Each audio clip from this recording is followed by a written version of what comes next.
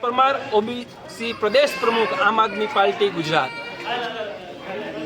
હળદરમાં જે ઘટના બની તેમાં 88 જેટલા નિર્દોષ ખેડૂતોને ભ્રષ્ટ ભાજપના કહેવાથી જેલમાં પૂરવાનું કામ કર્યું, એમાંથી મારો પણ એકનો સમાવેશ થયો।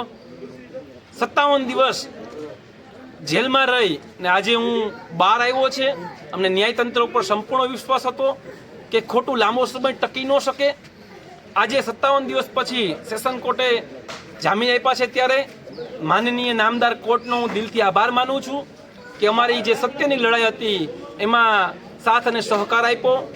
મારો રોલ એવો બતાવવામાં આવ્યો કે રાજુભાઈ કરપડાને માથે મેં તેડ્યા છે અને પિયુષભાઈ છે એ જુનાગઢથી આવે છે અને આમ આદમી પાર્ટીના પ્રદેશના ઓબીસી નેતા છે એટલે એને જામીન ન આપવામાં આવે, આવો રોલ બતાવવામાં આવ્યો।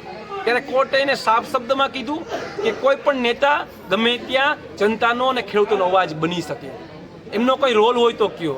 ત્યારે નામદાર કોર્ટે જામીન આપ્યા છે। ત્યારે હળદરની ઘટના એક ઉપજાવી કાઢેલી બનાવેલી ઘટના હતી, આમ આદમી પાર્ટીને બદનામ કરવાનું ષડયંત્ર હતું, પણ સમગ્ર ગુજરાતને ખાસ કરીને મારા ખેડૂતોને એ વાતની ખબર પડી ગઈ છે। ત્યારે હજારોની સંખ્યામાં આજે મારા ઘરે આમ આદમી પાર્ટીના કાર્યકરો, હજારો ખેડૂતો આજે મારી ઘરે પહોંચ્યા છે। ત્યારે હું તમામનો દિલથી આભાર માનું છું અને આવનાર સમયમાં ખેડૂતો માટે થઈને જે લડાઈઓ લડવી પડે એ લડવા માટે અમે તૈયાર છીએ। ટૂંક જ સમયમાં ખેડૂત એકતા યાત્રા લઈ અને હું નીકળવાનો છું।